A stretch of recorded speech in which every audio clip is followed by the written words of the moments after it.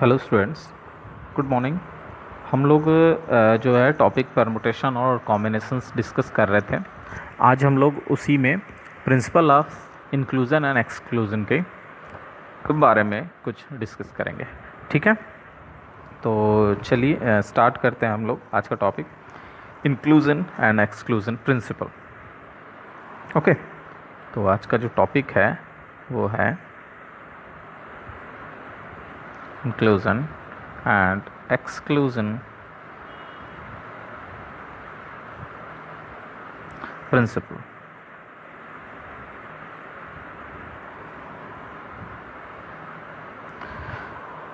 तो चलिए स्टार्ट करते हैं। ये क्या है, इससे आप वाकिफ़ हैं। एक्चुअली इसको आप लोगों ने आपके सेट थ्योरी वाले क्लास में भी नोटिस किया होगा। क्या है कि जब भी कभी आपके पास दो आप कह सकते हैं इवेंट या कोई भी चीज़ ऑब्जेक्ट्स हैं, उनके नंबर्स आपको पता है, या सेट के अगर टर्म में हम लोग बात करें कि अगर ए और बी हमारे पास दो सेट हैं, तो उनके बीच में ये रिलेशन होता है n of A union B equals to n of A plus n of B minus n of A intersection B. This is what this is called the inclusion exclusion principle for the two set, है ना। तो इसी को हम लोग आगे भी generalise तरीके से भी कर सकते हैं। अगर हमें तीन के लिए बात करनी हो तो A union B union C लिखेंगे, और उसके लिए क्या हो जाएगा, you can write this something like this. तो ये हो गया minus of n A intersection B minus n B intersection C minus n C intersection A and then plus n of A intersection B intersection C. Okay, तो ये हमारा है principle of exclusion inclusion exclusion inclusion principle, यही कहलाता है हमारा। ठीक है, आप चाहें तो इसको जनरलाइज भी कर सकते हैं। लाइक अगर हम लोग लिखें n of A one intersection A two intersection A three, है ना, डॉट डॉट डॉट। अब अगर हम इसको लिखना चाहें तो आप एन तक ले जा सकते हो, like this n of A one n of A two n of A three, okay, plus dot dot dot. आपका अगर एन तक है वो, फिर लेटर आपका डबल वाला, है ना, pairwise A one intersection A two minus A two intersection A three minus A three intersection A four, फिर माइनस डॉट डॉट डॉट, ये भी आगे जाएगा। फिर अब एक के साथ हो गया, दो हो गया, तीन। अब देख रहे हो अल्टरनेटिवली साइन बदल रहा है। पहला अगर सिंगल वाइज ले रहे हो प्लस के साथ, फिर डबल पेयर वाइज आप ले रहे हो माइनस के साथ, फिर अब प्लस आ जाएगा। अगर हम लोग तीन तीन का लेके करें, means A one intersection A two intersection A three, ये प्लस में रहेंगे। फिर n A two intersection A three intersection A four, ठीक है, प्लस, ये इस तरीके से प्लस में जाएगा। और फिर इस आगे अगर हम लोग करेंगे तो नेक्स्ट वाला क्या होगा, माइनस में आ जाएगा। जब हम लोग को चार चार करना होगा, something like this A one intersection A two intersection A three intersection A four, okay. तो ये आप प्रोसेस करते रहेंगे। तो ये जनरल बेसिकली हमारा काम जो है इन दोनों से आराम से हो जाता है, इससे और इससे। तो आप ये दोनों चीज़ें याद रखें और इनसे आप वाकिफ़ भी होंगे पहले से भी। ठीक है, तो यही है हमारा, इसको हम लोग कह सकते हैं ये जनरल हमारा जो है इंक्लूजन एक्सक्लूजन प्रिंसिपल है। ये है दो सेट्स के लिए, ये है तीन सेट्स के लिए, वैसे दो और तीन में काम हमारा बन जाता है। ओके, तो चलिए इस पे क्वेश्चन एक आध कर लेते हैं। इस पे बहुत सारे क्वेश्चन आपने सेट थ्योरी में किए भी होंगे, है ना। तो लेट्स डू दैट अगेन। तो क्वेश्चन अपना क्या है, क्वेश्चन ये है कि 150 स्टूडेंट्स जो हैं वो एग्जामिनेशन में अपीयर होते हैं। तो मैं थोड़ा शॉर्ट में लिखूंगा, है ना, कि 105 स्टूडेंट्स जो हैं appears into the examination.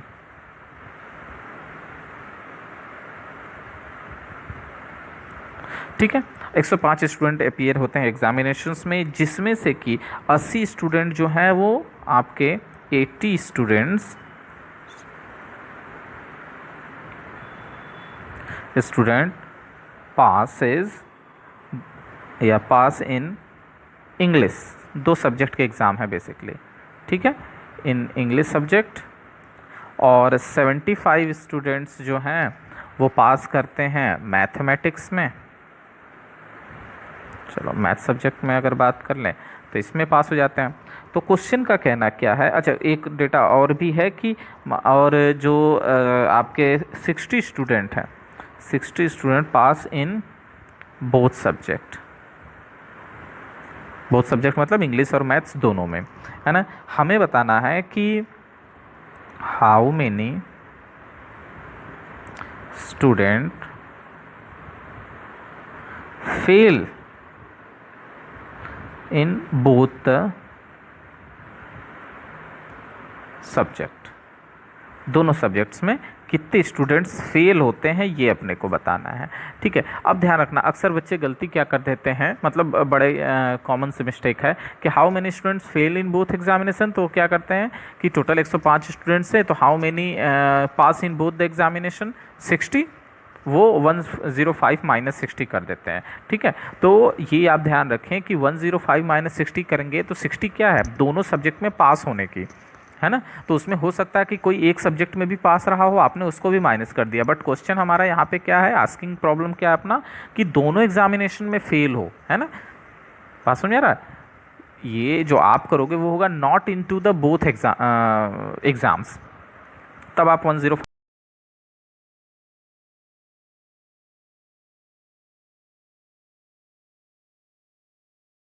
Total number of जो है सेट की अगर बात करें, टोटल स्टूडेंट्स की,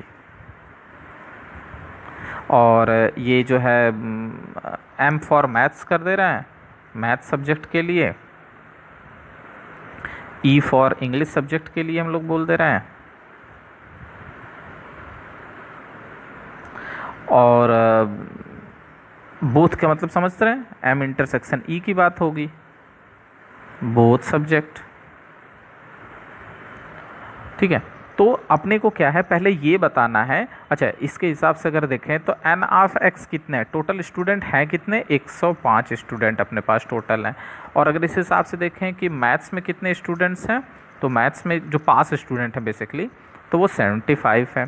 इंग्लिश सब्जेक्ट में पास स्टूडेंट्स की अगर बात करें तो वो 80 है, और दोनों सब्जेक्ट में पास स्टूडेंट्स की अगर बात की जाए तो वो 60 है। ये हमारे पास डेटा है। तो अब अगर हम लोग इस तरीके से देखें कि एन ऑफ, हम दोनों में पास स्टूडेंट्स निकालते हैं, ठीक है, n of M union E की बात करें तो इसका formula by inclusive exclusive principle क्या हो जाएगा, n of M plus n of E minus n of M intersection E, यही है ना फॉर्मूला। तो उसके हिसाब से एन ऑफ एम है हमारे पास 75, दिस इज़ 80 माइनस 60, है ना, तो 60, तो टोटली हमारे पास क्या बन जाएगा अपने पास, तो 95 एग्जैक्टली, ठीक है। तो हमारे पास 95 स्टूडेंट्स ऐसे हैं जो एटलीस्ट वन एग्ज़ाम में पास हैं। तो देयरफॉर नंबर ऑफ स्टूडेंट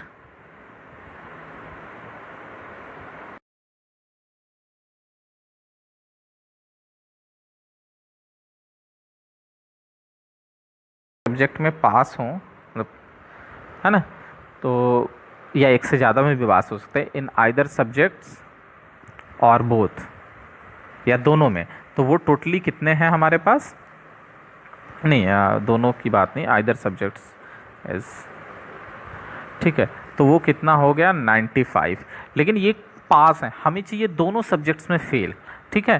तो now number of student who fail in both the exam, तो आप इस चीज़ को समझो, टोटल 105 स्टूडेंट थे आपके पास, उसमें से 95 किसी न किसी एक सब्जेक्ट में पास जरूर है, तो जो बचे हैं इसका मतलब कि वो किसी एग्ज़ाम में पास नहीं है। तो ऐसे कितने लोग बचे हैं, 10 स्टूडेंट्स ऐसे बचे हैं जो कि किसी भी पेपर में पास नहीं है, यानी दोनों पेपर में फेल है, and this is our answer, ठीक है। How many students fail in both subject, this is the 10, number उनके 10 हैं, ठीक है। तो ऐसे 10 स्टूडेंट्स होंगे जो दोनों के दोनों एग्ज़ाम में फेल होंगे। इस क्वेश्चंस में। ठीक है, तो इसमें बहुत ज़्यादा कुछ है नहीं, आपको साफ साफ क्वेश्चन देगा और उसको आपको बताना है। नेक्स्ट हम लोग आगे बढ़ते हैं। नेक्स्ट क्वेश्चन में अगर हम लोग देखें कि क्या कह रहा है, एक और करते हैं इसमें। कह रहा find the number of ways of dealing, find the number of ways of dealing a 5 card hand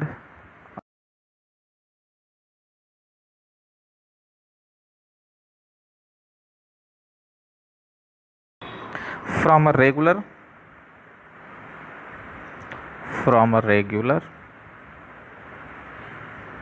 pack of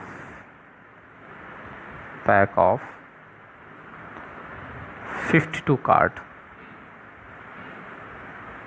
ठीक है, such that the hand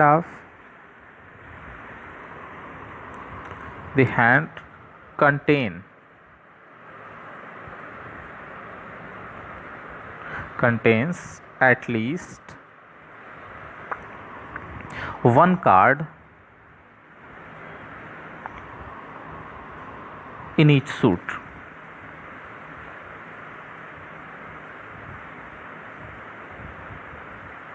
ठीक है, तो हमें ये बताना है कि जो नंबर ऑफ वेज हैं, मतलब कितने तरीके से आप इनको जो है सेलेक्ट कर सकते हो।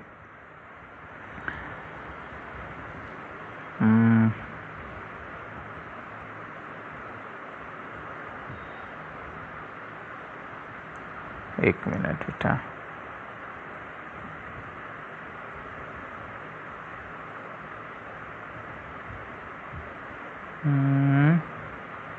ये सेलेक्ट क्यों नहीं हो रहे हैं भाई। ओके, तो अपने को ये मालूम करना है कि ये कितने जो है तरीके से हम लोग 5 कार्ड्स को सेलेक्ट कर सकते हैं, जिससे कि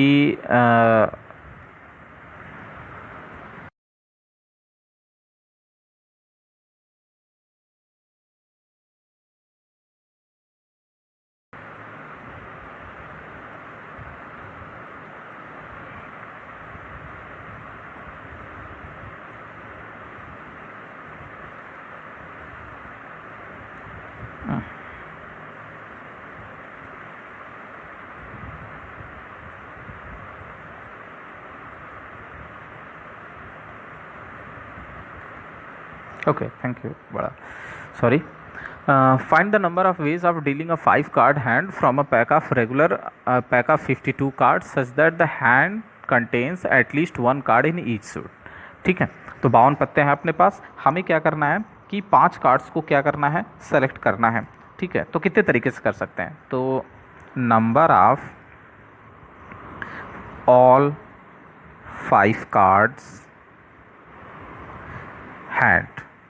ठीक है, तो कितने तरीके से कर सकते हैं, ये 5 कार्ड हमको सेलेक्ट करना है, तो 52 कार्ड है अपने पास टोटल, उसमें से हम 5 सेलेक्ट कर लिए, कोई भी ये 5 हो सकता है। ठीक है, अब उसके बाद मान लेते हैं लेट P1 जो है हमारा, ये जो है इसमें कि कोई भी भाई 5 करा ना, 4 सूट्स होते हैं आपके, करा कि एटलीस्ट 1 कार्ड हर सूट्स के उसमें होने चाहिए। तो कौन कौन से सूट्स होते हैं आपके, spades, club, diamond and heart. ठीक है, तो मान लिया कि P1 जो है, let P1 be the property that hand consist, मान लो 1 जो है स्पेड। ठीक है, मान लिया उसने एक स्पेड रखता है, उस तरीके से P2 को मान लेते हैं कि वो 1 जो है आपका स्पेड क्लब,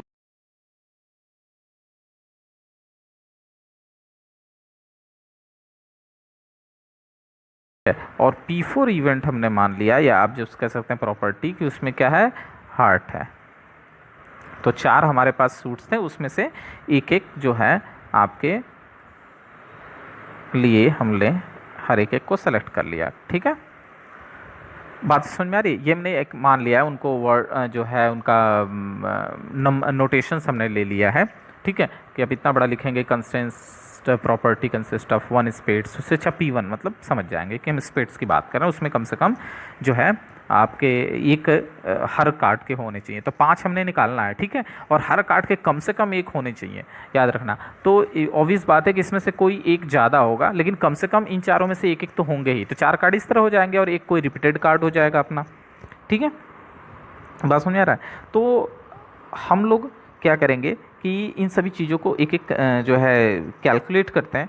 तो आप ये तरीके से देखो कि आपको अगर हम P1 का मतलब इस प्रॉपर्टी की बात करें और हम लोग ये लिख देते हैं कि जैसे n ऑफ P1, इसमें कितने तरीके से मिलेंगे हमारे पास। तो आप ये देखो कि करें ना कंसिस्ट वन स्पेड, तो स्पेड कितने हैं आपके 13 थे। अब टोटली राउंड ऑफ अगर किया जाए तो 13 आप निकाल दीजिए स्पेड से। एक स्पेड मतलब एक तरीके से हम रख सकते हैं ऑब्वियसली, तो ये आप चाहो तो ऐसे लिख लो 13C1 नहीं, इसमें इस तरह नहीं कर सकते हैं। एक ही स्पेड लेना है, इसमें तो सिलेक्शन तो करने की ज़रूरत नहीं है किसका है। तो एक आपने स्पेड लिख लिया इनटू, अब आपके पास कितने बचे 39 कार्ड। उसमें से आपको कितने कार्ड लेने हैं भाई, आप एक स्पेड ले चुके हो तो आपके पास टोटली जो थे 5 ऑप्शन थे बेसिकली।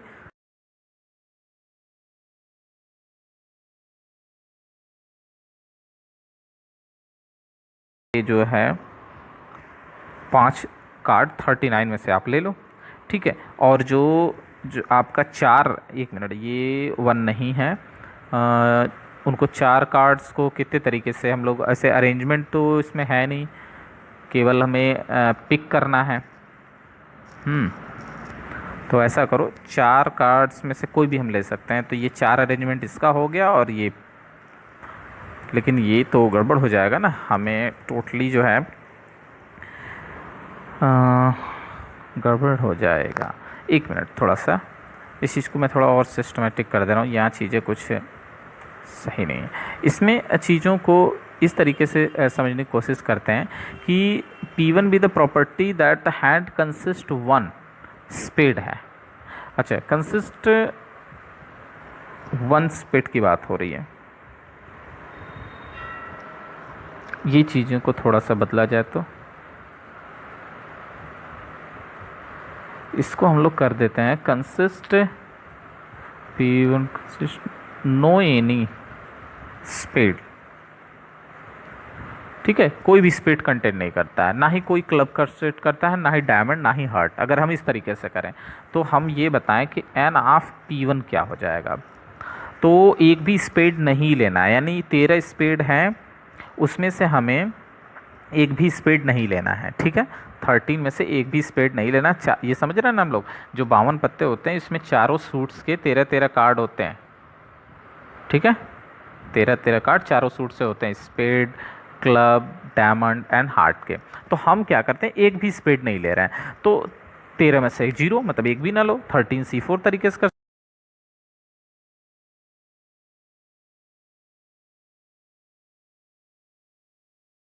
ठीक है, उसमें से आप कोई भी 5 कार्ड आप चूज़ कर लो, मान लो एक भी स्पेड ना लो। बात समझ में आ रही है? हम लोग अभी कॉन्ट्राडिक्शन मेथड से इसको करने की कोशिश कर रहे हैं। तो 13 में से एक भी ना लो और जो बचे 39 उसमें से 5 के 5 आप ले लो। लेकिन अब यहाँ पर समझिए कि इसको हम लोग जो 4 कार्ड जिसे कह सकते हैं हम लोग ले सकते हैं कि जो 4 हैं उसमें से कोई भी एक को आप छोड़ सकते थे, है ना। अगर हम लोग स्पेड्स की बात करें तो ये भी आएगा, तो वो जो है उनको 4 तरीके से हम लोग अरेंज कर सकते हैं, मतलब पिक कर सकते हैं। उसी तरीके से अगर हम n ऑफ P2 की बात करें, अगर n ऑफ P2, तो ये कितने तरीके से हम लोग कर सकते हैं, तो n ऑफ P2। अब इसकी अगर बात करें तो ये कितने तरीके से हो सकता है। अब ज़रा ध्यान देना कि एक भी स्पेड भी नहीं, स्पेड वाला तो हो गया, नॉट हैविंग एनी क्लब। ठीक है, एक भी क्लब हम लोग नहीं ले रहे हैं। तो क्लब वाले में से अगर हम लोग कंडीशंस को देखें तो अब आपको इसमें से, एक मिनट, इसको मैं थोड़ा सा इस तरीके से आपको लिखो तो ज़रा ज़्यादा सही होगा। इसमें से हमने एक छोड़ा है ना, 4 में से कोई एक को छोड़ दिया है, तो 4C1 ऐसे लिख लें, थोड़ा ज़्यादा सही रहेगा। अच्छा, अब इसमें से क्या करते हैं कि 4 सूट्स में से कोई 2 सूट्स का ले लो, ठीक है। तो जब कोई 2 सूट्स का लोगे यानी 2 सूट्स आपको छोड़ना पड़ेगा भाई। जब हम केवल कह रहे हैं कि केवल 2 सूट लेना ही है, तो इसका मतलब ये अंडरस्टूड है कि 2 सूट्स आप छोड़ रहे हो। बात समझ आ रहा है? तो 2 सूट्स का मतलब टोटल कितने कार्ड आपने छोड़ दिए? 13 13 26 कार्ड आपने छोड़ दिया। तो टोटल आपके पास कितने कार्ड बचे हैं? 26 कार्ड बचे हैं।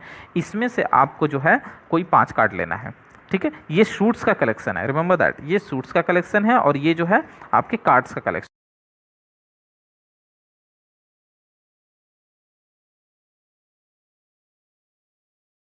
P3 ये क्या है? Not have any diamond. अब अगर हम इस वाले में अगर बात करें तो वही चीज़ है कि डायमंड भी ना रहे, है ना। तो 3 हमने छोड़ दिया, तो हमारे पास जो ऑप्शन बचा है कि इसमें से किस 3 को छोड़ना है? 4C3, इसमें से इन 3 को छोड़ देना है।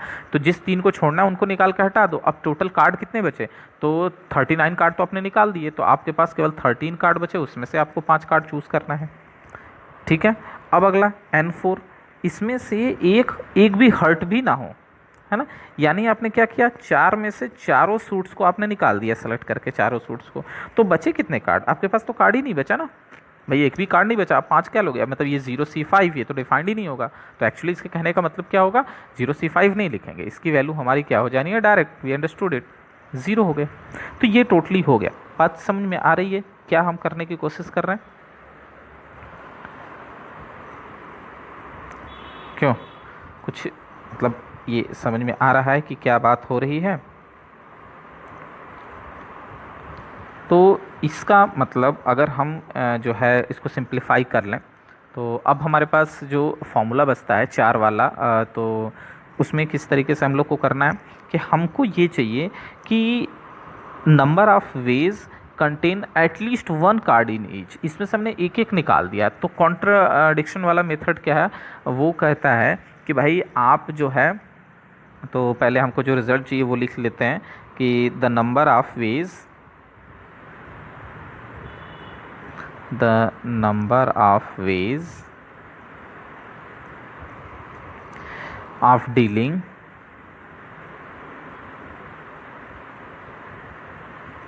of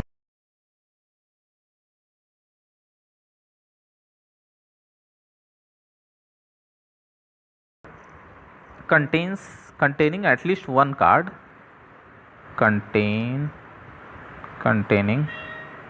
at least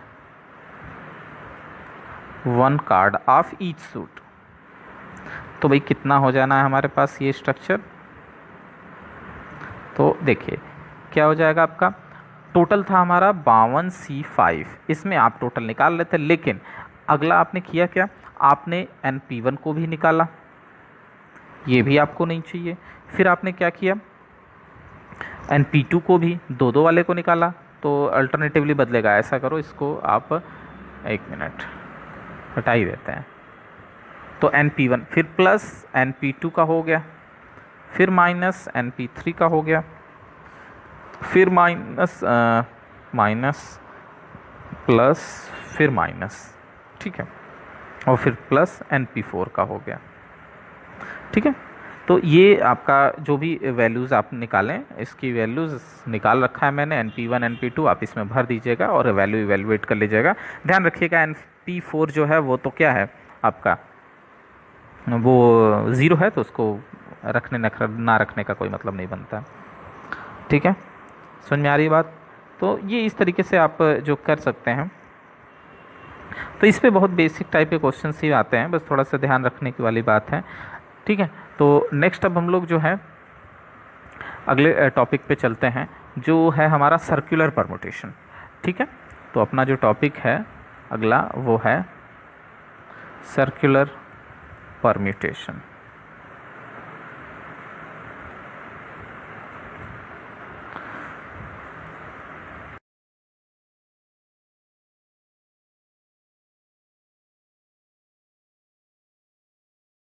को क्या करना है कि जो है एक सर्किल पे, ठीक है,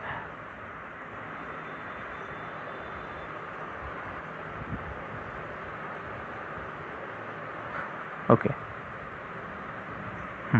तो अपने को क्या करना है कि यहाँ पर जो है सर्कल पर जैसे मान लीजिए कि आप इसको बिठाने की कोशिश कर रहे हैं किसी भी चीज़ को, लाइक आप मोतियों की माला की बात कर सकते हैं, और या फिर राउंड टेबल पे आप कोई पार्टी इनविटेशन करते हैं उसमें।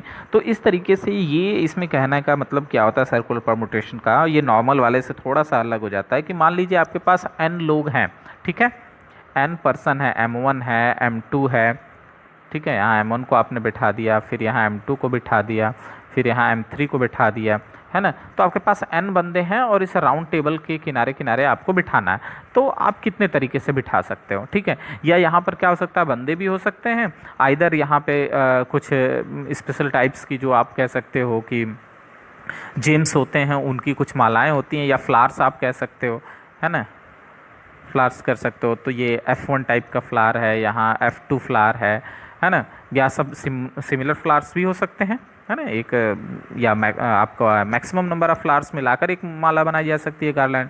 तो कुल मिला जुला के क्या है कि अरेंजमेंट हमको दिखाना है एक राउंड टेबल के अकॉर्डिंग, ठीक है। तो राउंड टेबल के अकॉर्डिंग अरेंजमेंट जो होता है वही हमारा मतलब सर्किल में हम लोग जो परमुटेशंस डिफाइंड करते हैं, क्योंकि याद रखना है स्ट्रेट लाइन में एक परमुटेशन डिफाइंड करना अलग होगा और सर्किल में अलग।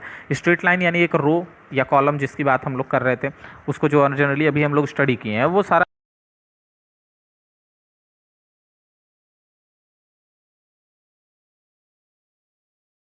चीज़ें बदल जाएंगी, क्योंकि अरेंजमेंट का जो तरीका होता है, आप इसको इस तरीके से समझो कि ये टेबल है और उस पर झूमर लगा हुआ है, उस पर एक कैमरा है, आप उस कैमरे से चीज़ें देख रहे हैं, तो आपको समझ में आएगा कि किस तरीके से है। वहाँ पर भी होगा कि आप लेफ़्ट साइड से एक अरेंजमेंट बना सकते हैं और एक राइट साइड से अरेंजमेंट बना सकते हैं। तो वहाँ पे दो कैटेगरी, दो पॉसिबिलिटीज़ आती हैं, या तो वो लेफ़्ट और राइट वाला सेम हो सकता है अरेंजमेंट, या तो लेफ़्ट और राइट वाला डिफरेंट हो सकता है आपका अरेंजमेंट, ठीक है।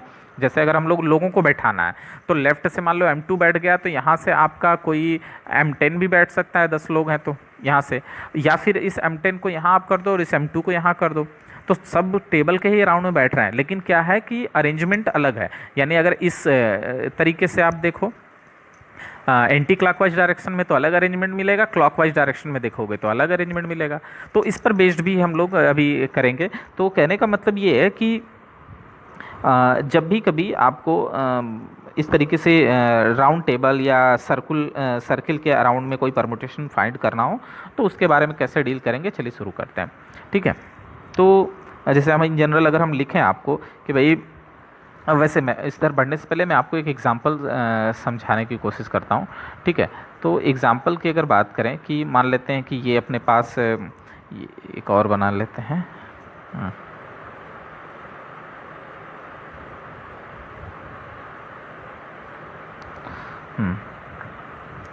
ओके, तो मान लिया हमारे पास ये 3 ऑब्जेक्ट हैं, सपोज दैट 1 2, ये 3, इसको नाम दे देते हैं अपन, A हो गया, B हो गया, C हो गया। इस ABC को हमने इस राउंड टेबल पे एडजस्ट कर दिया है। अब इसमें क्या है कि इनको कितने तरीके से हम लोग जो है रोटेट करा सकते हैं। तो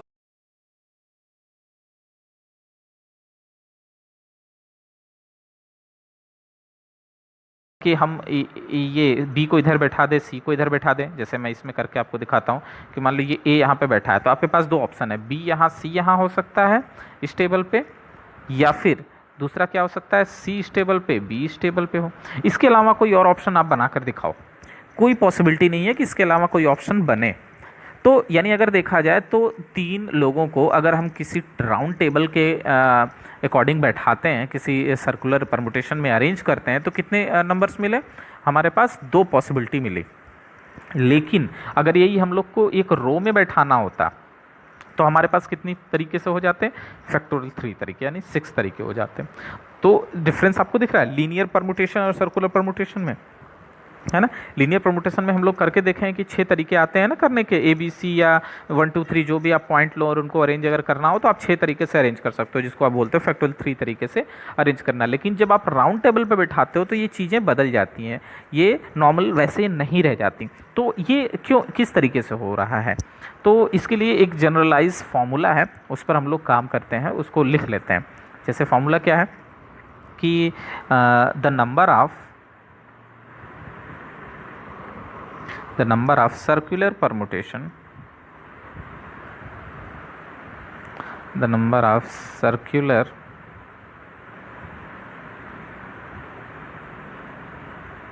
permutation of and different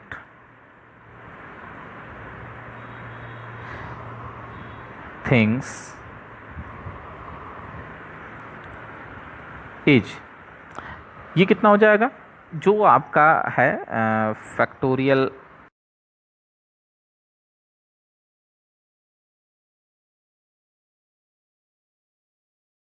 तो एक मिनट रुचा, अगर यहीं पे इसको वेरीफाई करने की कोशिश करें तो ये देखो, ये अगर हम उसको देखें तो फैक्टोरियल 3/3 लिख दो तो 6/3 2 हुआ ना वेरीफाई। तो फैक्टोरियल, या फिर इसको आप ऐसे भी लिख सकते हो फैक्टोरियल n-1, वो भी सही है। फैक्टोरियल 3-1 फैक्टोरियल 2, और फैक्टोरियल 2 की वैल्यू कितनी आएगी 2, वही है रिजल्ट आया हुआ है। ठीक है, तो ये इस तरीके से आप ये हमेशा याद रखना, जब भी राउंड टेबल वाला डील करना तो ये समझना कि उसके ऊपर झूमर लगा हुआ है एक, है ना, और उस पर आपको आप में कैमरा लगा रखा है और ऊपर से आप देख रहे हो, तब आपको समझ में आएगा कि किस तरीके से ये लेफ्ट राइट कॉम्बिनेशंस अलग अलग हो रहे हैं और किस तरीके से आप अरेंजमेंट बना पा रहे हैं। ठीक है, मेरी बात समझ में आ रही है? तो ये तरीका है, लेकिन ये तब है जब आपके पास n डिफरेंट चीज़ें हैं और उन सारे के सारे को आपने टेबल पे बिठा देना है। लेकिन कभी कभी ये पॉसिबिलिटी भी आपके सामने आएगी कि द नंबर ऑफ, रुकिए एक मिनट, लिखेगा कौन,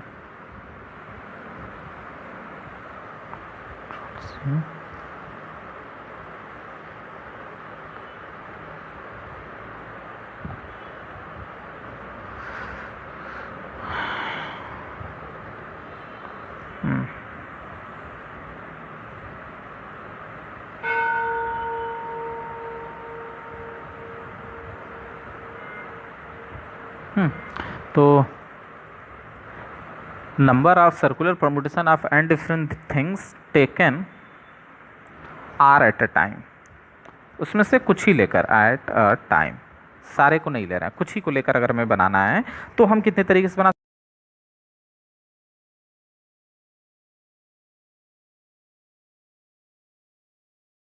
के हिसाब से सर्किल पे यानी उस राउंड टेबल पर बैठा देना है। जैसे n चीज़ों को अगर बैठाना है तो फैक्टोरियल n-1, r सेलेक्ट किए हुए चीज़ों को अगर आपको बैठाना है राउंड टेबल के अकॉर्डिंग अराउंड तो वो r-1। ठीक है, तो और पहले आप उन्हें उस r को सेलेक्ट कर लेना है कि n चीज़ों में से। ठीक है, तो पिक करेंगे तभी तो आप बैठाएंगे। ठीक है, क्वेश्चंस आपको इस पर देते हैं तो शायद थोड़ा सा और क्लैरिटी आए। तो क्वेश्चन क्या है कि जैसे मान लो कि हम कह सकते हैं इन हाउ मेनी वेज, ये ले लिया जाए,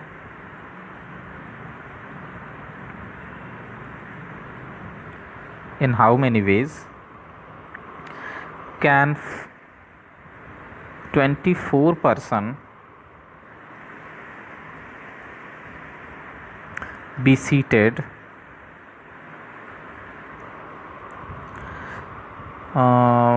around a table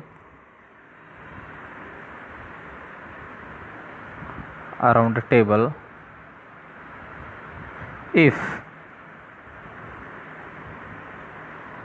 there are 13 seats। ठीक है,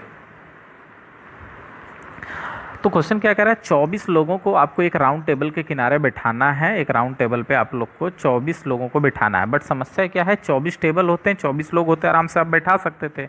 समस्या है कि 13 सीट ही अवेलेबल है, तो जाहिर सी बात है कि 13 लोगों से ज़्यादा आप नहीं बैठा सकते। तो पहले 13 लोगों को आपको सेलेक्ट करना पड़ेगा उसमें से, है ना, किसमें से, 24 लोगों में से। तो 24 में से आप पहले उन 13 कुछ लोगों को आप सेलेक्ट करोगे, फिर उन 13 लोगों को ले जाकर सर्किल पे बैठा दोगे, राउंड टेबल पे बैठा दोगे। तो 13 लोगों को राउंड टेबल पे बैठाने का तरीका फैक्टोरियल 13-1, और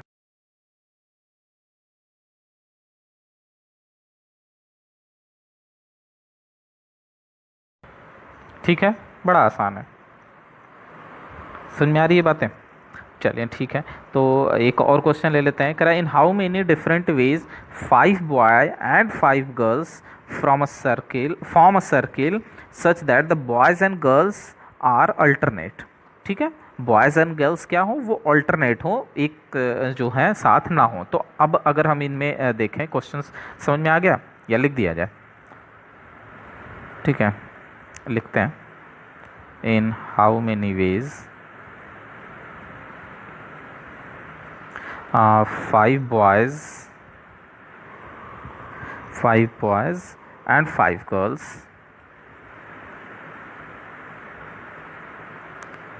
can form a circle so that boys and girls are alternate।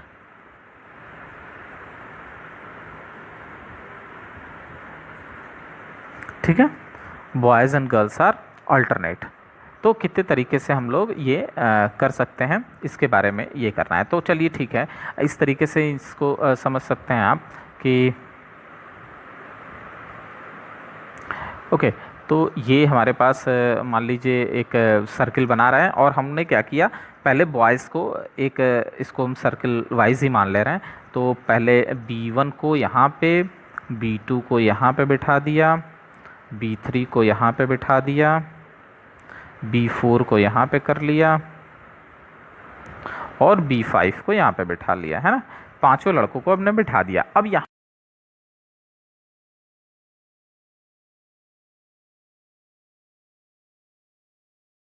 यहाँ पर बैठा सकते हो, यहाँ पर बैठा सकते हो, या फिर यहाँ पे बैठा सकते हो। ये 5 जगह बची हैं जहाँ पे उन 5 लड़कियों को भर दोगे तो वो अल्टरनेट रहेंगे, अदरवाइज इनके बीच में भी आप बैठा सकते हो। फिर ये वाला जो है अल्टरनेट वाला जो ऑप्शन है वो अपना गड़बड़ हो जाएगा, है ना। तो हमको क्या करना है कि पहले 5 बॉयज़ को बिठाना है टेबल पे। तो the number of ways of sitting 5 boys in a circle is factorial 5 minus 1 यानी फैक्टोरियल 4, जिसको हम क्या बोलते हैं, 24। ठीक है, फैक्टोरियल 4 तरीके से हम लोग बिठा सकते हैं। अब इसमें क्या आता है कि उसके बाद आपके पास ऑप्शन बच रहे हैं 1 2 3 4 5 जगह बच रहे हैं। यहाँ पर कोई सर्कुलर परमुटेशन नहीं है, 5 जगह है, 5 बच्चियों को हमें रखना है, 5 लड़कियों को। तो हम क्या कर सकते हैं, उसको फैक्टोरियल 5 तरीके से सिंपली अरेंज कर सकते हैं, है ना। तो and the number of ways of putting girls on ये क्रॉस पोजीशन इज फैक्टोरियल 5। 5 लड़के हैं, 5 लड़कियां हैं, 5 जगह हैं, वहाँ पे आप जो x वाला पोजीशन है यहाँ पे क्रॉस किए हैं उसमें आप फैक्टोरियल 5 तरीके से ले सकते हैं। तो therefore total number of veg क्या हो जाएगा, टोटल नंबर ऑफ वेज हो जाएगा फैक्टोरियल 4 इंटू फैक्टोरियल 5। ठीक है, आप मल्टीप्लाई कर लेंगे, जो भी होगा that will be our result. ठीक है, बात समझ में आ रहा है। तो ये तो था अभी सिंपली कि जो है कितने कितने तरीके से हम लोग ये चीज़ों को कर सकते हैं। अब हम लोग जो करेंगे कि जब हम लोग का क्लॉकवाइज और एंटी क्लॉकवाइज में डिफरेंस हो, ठीक है, क्लॉकवाइज और एंटी क्लॉकवाइज में डिफरेंस हो, तो उसको हम किस तरीके से टैकल कर सकते हैं। जैसे कि मान लो गार्लैंड यानी फूलों की माला हमें बनानी है, फूलों से मान लो सारे फूल डिफरेंट है ना, उनसे आपको एक नेकलेस या माला बनानी है, गार्लैंड बनाना है, तो क्या तरीका हो सकता है।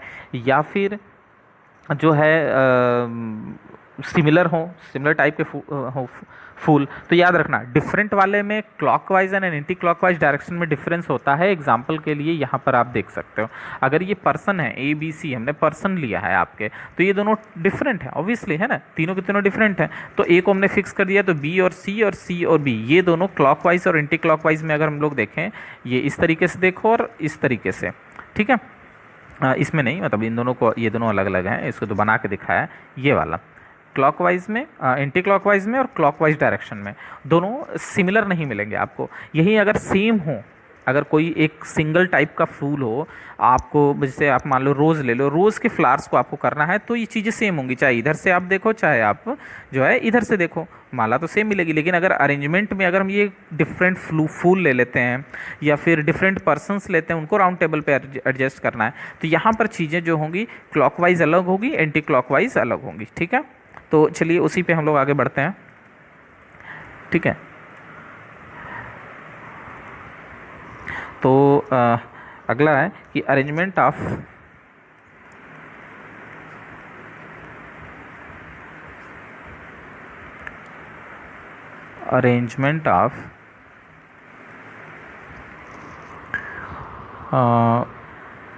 बीड्स और फ्लावर।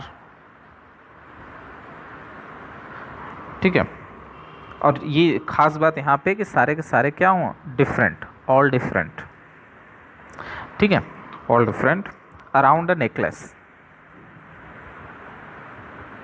अराउंड अ नेकलेस, या आप कह सकते हो गारलैंड। ठीक है, तो ये जो तरीका है इसके अरेंजमेंट के बारे में हम लोगों को बात करनी है।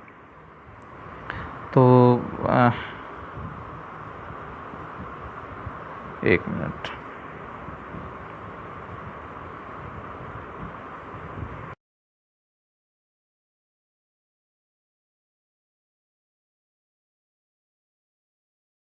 आपको मतलब बताते हैं इसमें कि द नंबर ऑफ, एक minute,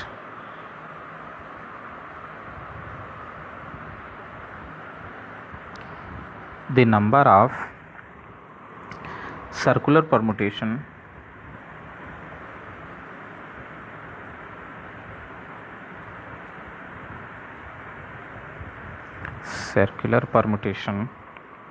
of and different things taken all at a time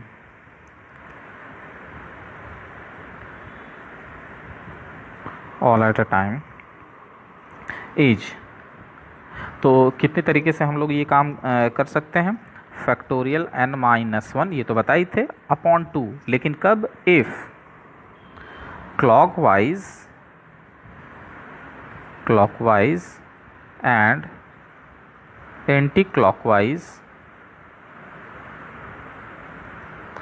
जो है ऑर्डर है वो डिफरेंट ना हो। Clockwise and anti clockwise arrangements are not different, arrangement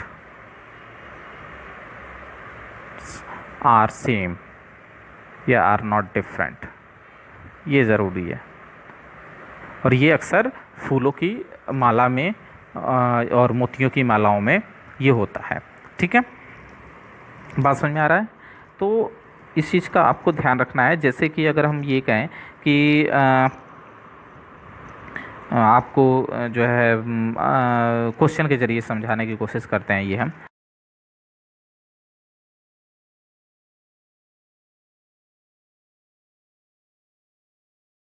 कराए एक सर्किल में हम कितने तरीके से अरेंज कर सकते हैं। तो मैं इस ऑप्शन के ही मतलब क्वेश्चन के ही माध्यम से इसको समझाने की कोशिश करता हूँ। तो क्वेश्चन पहले देखिए क्या है, in how many veg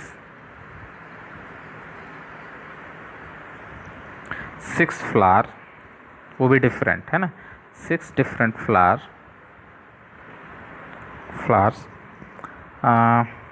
can be put in a circle. एक सर्किल में कितने फ्लावर्स को हम रख सकते हैं, एक ये तरीका है। सर्किल में कितने तरीके से रखा जा सकता है ये है, लेकिन इसमें अगर हम ये कह दें in how many veg,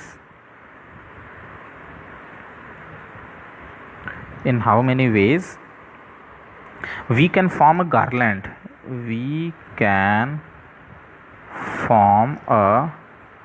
garland, with these flower. ठीक है, तो कितने तरीके से ये हो सकता है। देखो दो अलग अलग चीज़ें हैं इस क्वेश्चन में, है ना। तो पहला काम क्या है कि 6 डिफरेंट फ्लावर हैं, उनको एक सर्किल में क्या करना है, रख देना है सिंपली, और कुछ नहीं। तो जैसे कि अगर हम बात करेंगे तो ये अपने पास एक सर्किल है, इसमें हम लोगों को 6 फ्लावर को रख देना है। तो आप कितने तरीके से रख सकते हो भाई, एक फ्लावर नंबर डिफरेंट है सारे, तो F1 को आपने यहाँ फिक्स किया, और कितने बचेंगे टोटली 5, उनको फैक्टोरियल 5 तरीके से अरेंज कर दिया या तो फिर अगर आपको डायरेक्ट फार्मूला पता है तो उससे भी कर सकते हैं। तो the number of ways in which 6 different flower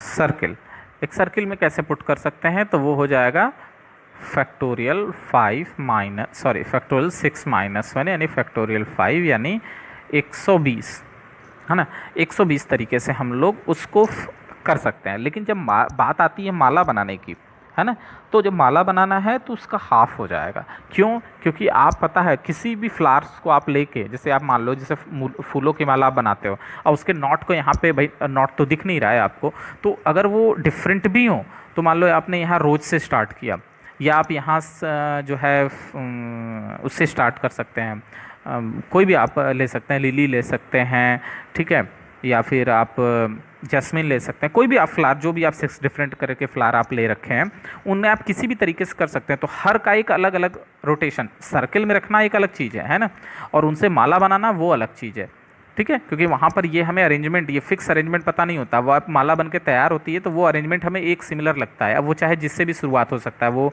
आपका जो है रोज से भी स्टार्ट हो सकता है, जैस्मिन से भी स्टार्ट हो सकता है, ठीक है, लिली से भी स्टार्ट हो सकता है, आप किसी भी फ्लावर से आप उसको स्टार्ट कर सकते हैं। तो वहाँ पर अरेंजमेंट में फैक्टोरियल n-1, और अगर माला बनानी है तो वहाँ पर आपका क्या होगा, जो है फैक्टोरियल n-1/2 हो जाएगा, ठीक है। तो अब दूसरा वाला इसमें पार्ट आएगा, अगर देखा जाए तो वो क्या हो जाएगा, the number of ways in which we can form a garland.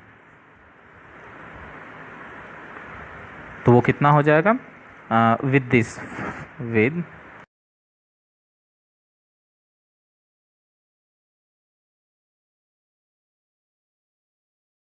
तो कितना हो जाना है, 1/2 ऑफ फैक्टोरियल 6-1 यानी 60, 120/2। तो 60 तरीके से हम लोग मालाएं बना सकते हैं, ठीक है। क्यों? क्योंकि अब जब मैं वही बार बार बोल रहा हूँ, थोड़ा सा ये इसमें थोड़ा लोग लग सकता है आप लोगों को कि सर ये आप सर्किल, बात तो वही हुई ना कि सर्किल में ही हम बिठा रहे हैं, लेकिन नहीं बेटा, यहाँ पर क्या है कि क्लॉकवाइज और एंटी क्लॉकवाइज डायरेक्शन में कोई फ़र्क नहीं पड़ेगा, है ना। तो जब डिफरेंट हो, मतलब जो है सिमिलर हों, डिफरेंट ना हो, याद रखें, जब सिमिलर होंगे तो number of ways of forming a garland वो कितना हो जाएगा, फैक्टोरियल n-1/2 हो जाएगा, ठीक है। बात समझ में आ रहा है? तो ये इस तरीके से आप इसमें जो है क्वेश्चन से कर सकते हैं। तो चलिए, अच्छा इसको आप लोग करिएगा। अब आगे जो नेक्स्ट क्लास में हम लोग इसको इस पर बेस्ड क्वेश्चंस, और जब क्लॉकवाइज और एंटी क्लॉकवाइज डायरेक्शंस में डिफरेंस हो तब क्या होगा, उस परमुटेशंस को, उस टाइप के क्वेश्चंस को हम लोग जो है नेक्स्ट कमिंग लेक्चर में करेंगे, ठीक है। अभी के लिए फिर इतना ही, नेक्स्ट क्लास में मिलते हैं। Okay, thank you.